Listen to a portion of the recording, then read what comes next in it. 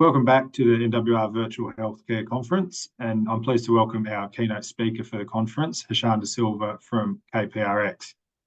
Hashan was the head of healthcare at Peak Capital, leading the firm's investments in the sector. Prior to this, he was the lead healthcare analyst at CLSA Australia and associate healthcare analyst at Macquarie, also covering ASX-listed healthcare companies there. Before entering financial markets, he gained industry experience working at Eli Lilly, and he's also spent 8 years as a lieutenant in the Australian Army Reserves. Hashan holds a Bachelor of Science, Medicine, Masters of Commerce, Finance from UNSW, and is a CFA charter holder. Hashan's launching KPRX, a specialist healthcare fund backed by both Peak, as well as a number of prominent life sciences industry executives and directors who've observed his track record and astute observations in the sector. Just as a reminder, if anyone has any questions, please feel free to type them in using the Q&A option within Zoom, and we'll come back to those at the end. But without further ado, I'll hand it over to Hashan. Thanks, Matt, and thanks NWR for organising this conference. I'm a big believer that biotech and medtech needs as much support as it can get in this market. And so with that, I will share my screen.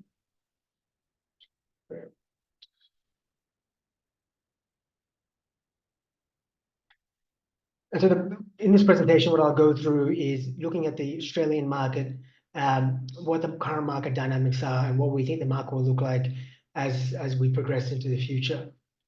So one of the questions that I get asked often when I was out capital raising for this fund is, why do we need exposure to healthcare, particularly by Australian investors who traditionally have had very little exposure to healthcare and tended to focus towards property and mining? And really the answer to that is it is one of the fastest growing parts of the economy in Australia.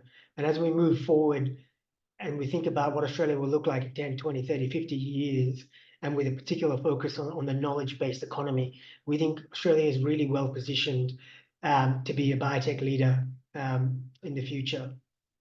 And so the question about why Australia and New Zealand is probably the number one question I get from international investors. They say, why do we need to come to this small market in Australia? We get all of our exposure from the US and maybe some in Europe. And the reason for that is I think Australia has the world's best regulatory landscape and infrastructure to develop innovative healthcare assets. First point I'll make is the R&D incentive, which I'm sure you're all very familiar with. So effectively, the federal government will fund 43.5% of your risk capital that is needed to fund R&D. So if you need a clinical trial, if you need to do a clinical trial that costs $10 million, the federal government will pay $4.35 million. And that is in cash, not as a future R&D future tax rebate. And it is the most generous R&D tax rebate in the world. But the other dynamic that we've got in Australia really is that you can run a clinical trial in Australia at a fraction of the cost that it is to run that trial in the US and Europe. But we have an ethnically diverse population that mirrors much of these other larger markets. So you can run this clinical trial in Australia, get the R&D tax rebate. It is a lot cheaper, and your data is applicable to a lot of the major markets in the world. I mean, for instance, a CT scan in Australia is $100. It's $400 or $500 in the US. An MRI is thousands of dollars in the US.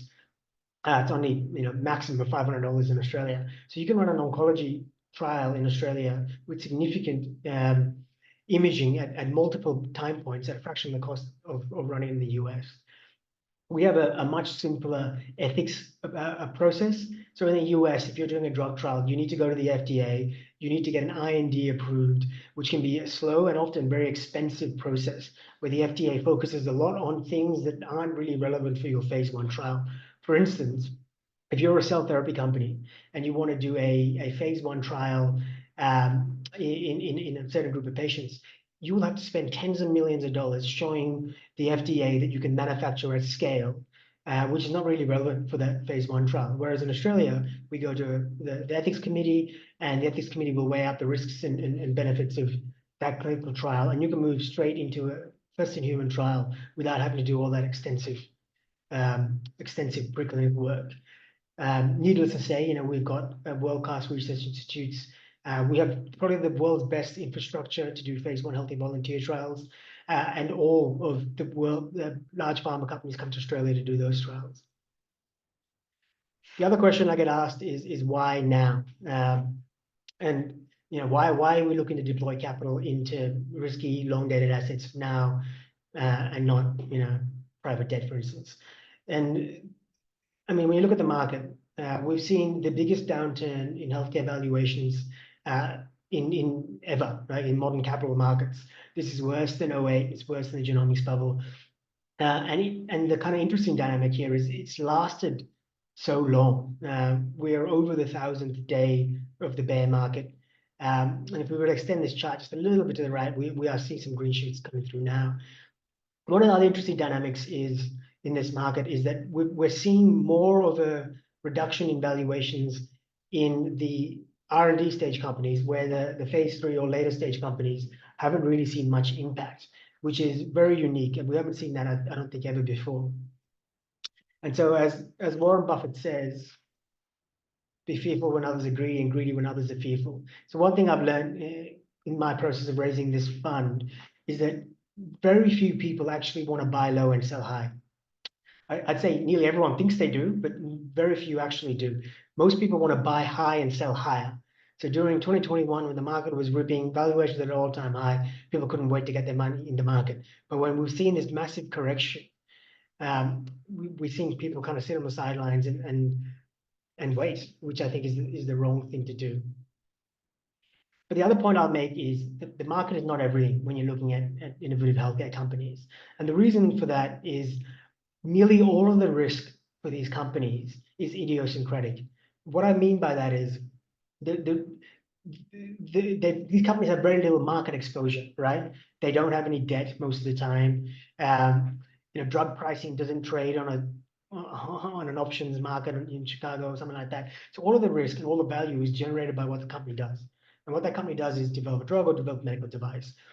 And so using Neuren as an example, right? We bought a 14% stake in 2020, which is towards the top of the market. And so as you progress Neuren's story, you've seen a positive phase 3 trial. You've seen the drug get FDA approved, the drug debut get launched in the US. You've seen some pretty good revenue data come through in the first 3 quarters of commercial launch. And then most recently, Neuren announced phase 2 data from their NNZ 2591 trial in Phelan-McDermid syndrome. And across that time frame, you've seen the stock go up 20 at peaks 25x from when we entered, on the backdrop of one of the worst declines the worst decline in healthcare valuations. And so, if you're a savvy market punter looking to time the market, you would have missed Neuren if you would have exited the market because you thought that you'd rather come back when interest rates are being cut or something like that. So moving on to the future, what does the future hold? So pretty much in 22, 23, we've seen articles like this where people have said that the biotech industry is looking like it's about to come back from its downward trend. I think this year is different, and we've really seen that in the capital markets, right? Particularly even on the ASX, we've seen companies re-rate without, I guess, material catalysts to warrant that re-rating. So we've seen a valuation, or for lack of a better term, a multiple expansion. And so the key themes going forward in 24 and onwards, I think it really is going to be around the M&A firepower that Big Pharma has, and what the equity markets will do in the IPO markets in particular. So when we talk about the patent cliff and M&A, when we look at this chart, right, these are the blockbuster drugs that are coming off patent in the near future. The majority of these drugs were not developed by these companies. They were acquired. Keytruda, for instance, which is, I believe, now the best-selling drug of all time, was sitting on the shelf of a Dutch company called Organon that Merck acquired for their women's health pipeline, women's health platform. And Keytruda was literally sitting on the shelf. And that has now gone on to become the best-selling drug of all time. Aquilas was sitting on the shelf. Sorry, was an acquisition. Imbruvica, AbbVie acquired a company called Pharmacyclics for $22 billion. And there's actually a great book on that company and the subsequent acquisition called For Blood and Money that I couldn't recommend more. what else? Solaris was acquired when AstraZeneca acquired Alexion, and so on and so forth.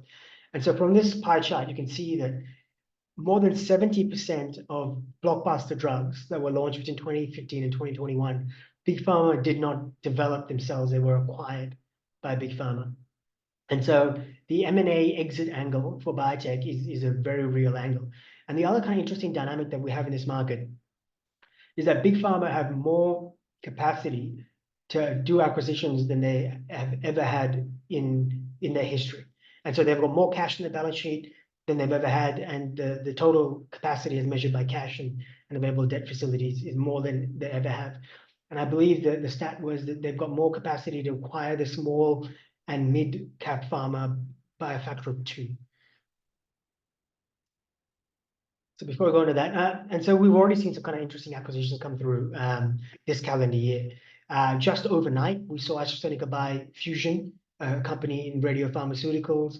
We've seen numerous acquisitions in neuroscience and orphan diseases, which we think should accelerate. And one of the questions I get asked is, well, why wasn't Big Pharma acquiring in 21? Why is all this capacity being built? And I really think it was that Big Pharma at the time weren't willing to pay the price that the equity capital markets were willing to pay. So in 2021, you could IPO a company at a crazy valuation, or you could do a private round at a crazy valuation. Big Pharma just weren't willing to pay that price.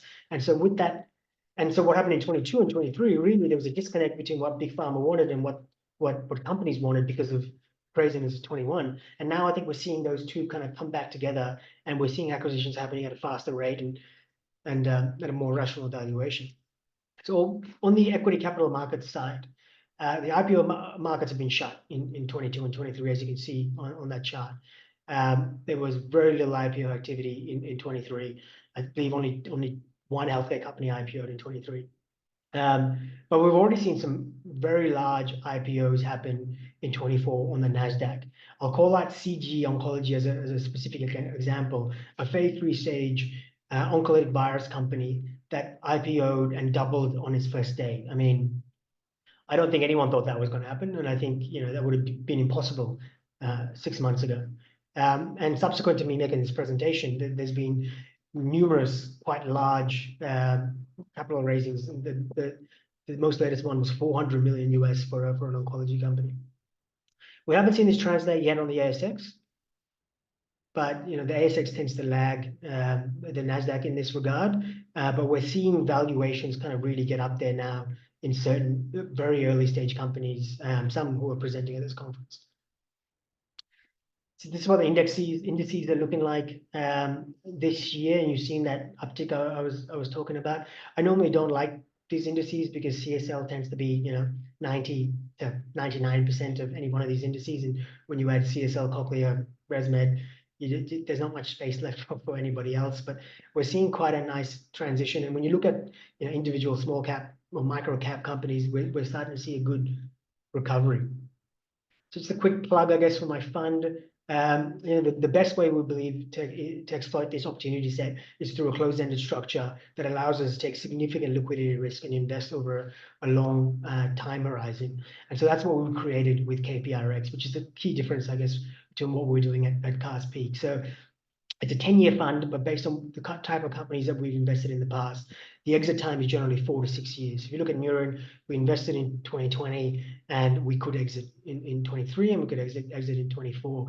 Avita was 2 years from entry to exit. Genetic Signatures was 3 years. But we believe having a 10-year fund gives us the flexibility to keep companies private for longer, or to keep investing if we believe there's further value to be unlocked. And also lets us register the fund as a VCLP and give our investors all those tax benefits. As Matt mentioned at the start of in the intro, we're backed by some of the most successful healthcare entrepreneurs in Australia. So the chairman of Neuron, Patrick, is a foundational investor, CEO of Telix, Lupinaccio, David Kane, and there's about 15 other healthcare entrepreneurs that we don't have permission to name that are investors in the fund. So the seed capital, or the cornerstone capital of the fund, is 40 million, made up of a group of family offices, Cast Peak, and about 20 healthcare entrepreneurs based in Australia. If you're interested in investing, you can reach out to NWR and they can put you in contact with me. Thank you. I'll open it up now to questions. Thanks, Thanks, Hashan.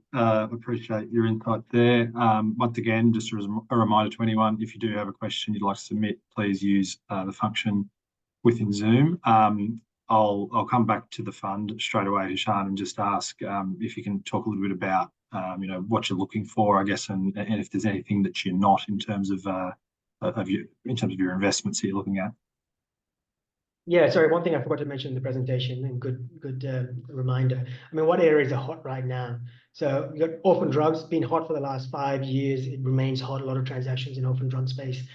But the two new ones that would have seemed crazy. If someone told me that 5 years ago, these two areas would be hot, I'd say they're crazy. Neuroscience, we've seen 3 very large transactions in late-stage neuroscience companies, and radiopharmaceuticals. So the first time ever, radiopharmaceuticals is hot. We're seeing quite large acquisitions at companies that are not that late stage. Fusion wasn't that late stage, and it garnered a $2 billion acquisition. And Australia is somewhat of a world leader in radiopharmaceuticals because of University of Wollongong in the interventional radiation oncology space is probably the key opinion leader in that particular regard. And we've got late-stage companies like Telix and mid-stage companies like Harry that are listed on the stock exchange.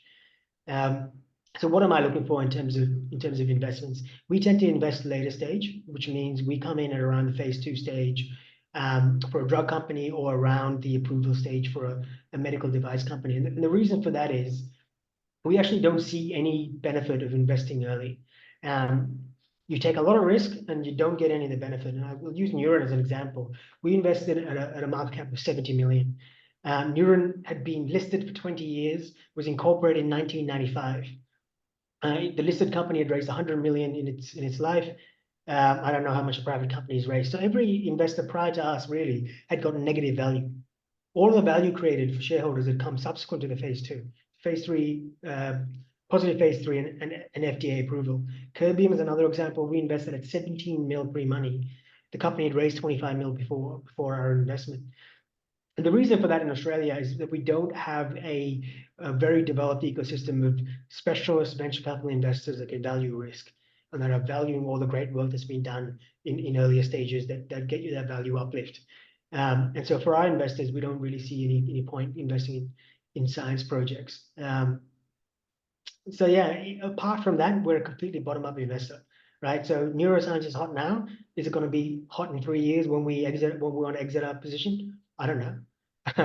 So we like to look at each drug, each device on its own merits and create a completely bottom-up portfolio. That makes sense. And you've kind of touched on the next question there a little bit. You've spoken about sort of what's hot now, but is there any subsectors or trends that you're observing sort of going into FY25 that you think might be the next one to come, be it diagnostics or cell therapy or some other area? Cell therapy was really hot a little while ago and showed a lot of promise, and I think people were very excited with CAR T in particular moving into solid tumors, and it's really fizzled out.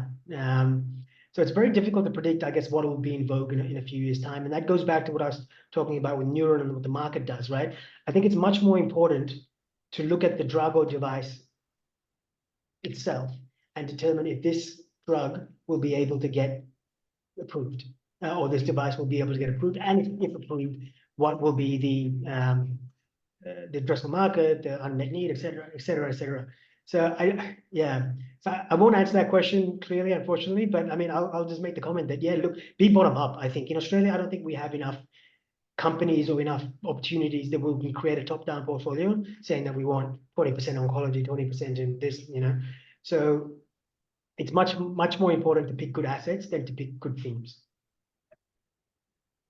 A question that's come through from someone is, what is your investment size that you're looking to make, and will you do secondary, i.e. on market purchases, or only primary? No, we're more than happy to do secondary. So Neuren was our initial stake was a secondary. We bought 14% from the previous largest investor. So we're not precious about buying only at primaries. The only time I guess we get a little precious around that is when the company have enough cash to get to where it needs to get to. And if it doesn't, then we think primary is probably the better way to go. Check size, we're very flexible, right? So we can go as as little as $1 million, and we can go as high as 20, depending on how much we raise for the fund. But over the life of the company, we want to be able to deploy probably at least 5 to 10 million to get, in order for it to be meaningful. That said, though, if we think we're going to deploy 1 million and that company has a realistic chance of delivering 100x return, that's still pretty interesting, right? And we can do that in this sector, unlike many other sectors. Yeah, absolutely. You mentioned when you were speaking that lag between Australia or the ASX and the US. Given you've been out there, I know looking at sort of opportunities for the fund. Do you think you're seeing some green shoots in terms of the local market now? Yeah, definitely. We haven't seen the IPO market open yet, but I think it's more that founders or management teams are a bit hesitant to come onto the public markets. But we've seen valuations really rebound in a lot of companies, absent of any kind of meaningful catalyst. So I think the market is recovering, and we will follow the Nasdaq in this regard, right? So we're not totally. I mean, the Nasdaq, for instance, the correction began in April 21 in the Nasdaq. That's when the healthcare companies started to really go down. Our correction didn't happen till January, February 22. So there is that lag, and so I see us really coming back to where we were kind of maybe middle of this year to the second half of this year. There's still some noise sometimes around the R&D tax rebate system.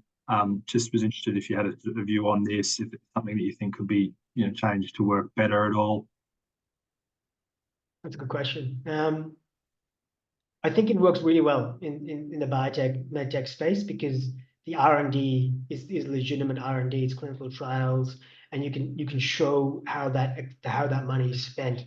I know that there are grumblings about misuse or abuse of R&D tax rebate in other industries, and I would hate for that to tarnish, to cause an overreaction that would result in biotech and medtech companies not getting access to the R&D tax rebate. I think it was 2 years ago or 3 years ago, and the government kind of brought that up for review, and nothing was changed, and no one's talking about it at the moment. It'd be a crying shame if they were to do anything for that. I mean, we've created a whole industry around clinical research in Australia because of the R&D tax rebate, and has made us the best place in the world to do phase 1, phase 2 trials. That's a good answer, I think. No, I'd be remiss probably not to bring up Neuren again. I mean, I think a lot of people who are tuned in will know about the short report targeting its US partner in recent times, but keen to get your view on sort of how you see the company now, given you've been such a supporter of it. Yeah, so I mean, the short report had some kind of glaring factual inaccuracies and maybe sensationalist remarks. I mean, the first thing I'll mention, that short report says only 13% of patients benefit from the drug. That is false. 1 point change in CGI is clinically meaningful, and so 37.7% of patients benefit from the drug. So when you take 37.7 and you multiply that by the addressable market, which is about 10,000 patients, you get about, let's round it up to 4,000 patients, right? And so when you multiply that by the net price, you get a multi-billion-dollar market opportunity. Now, then the question is, in that group of patients that have benefit, what will the persistency rates be? So Acadia is putting out numbers of in the mid-60s at 7 months in all patients, not just the patients that get a benefit. That is far in excess of what I thought the drug would be at 7 months after launch. Given that only a third of patients get a clinical benefit at the 12-week mark, to have over 60% still on drug at 7 months is very, very good. The second kind of glaring inaccuracy and sensationalist remark is around the FEARS database, the FDA adverse event reporting database. Now, that database cannot be used to track the use of a drug in the market. It's very unlikely that a parent or caregiver will pick up the phone and call the FDA every month to report the same side effect. It's just not going to happen. So what we see with any drug launch is a peak at the launch of the drug, and then the reporting goes down as clinical management improves, less people on the drug, et cetera, et cetera. And I recommend the viewers here to go on the database and look for themselves, right? If you look at HAEGARDA, CSL's drug, you had a big spike when the drug was launched, and then it kind of trickled down as the drug was on market for a while. And so the claim that the drug debut was peaked in August, we know now is false, because there were more patients on the drug at the end of the year. Yeah, I mean, look, Coupler Research is a one-man band. I think they reported a lot of things as new to them. Definitely weren't new to the market. And you can see that by Acadia's share price reaction. It was a shame that the Aussie market wasn't as rational or efficient as the US market was in that regard. Thanks very much, Hashan, for all your insights in your presentation.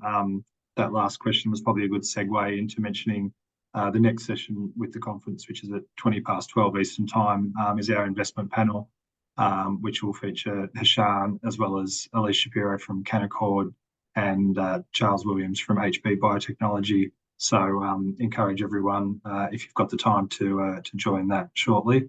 But thanks again, Hashan, for your time, and we'll track your progress going forward. Congratulations on what you've done so far. Thanks, Matt, and thanks, NWR.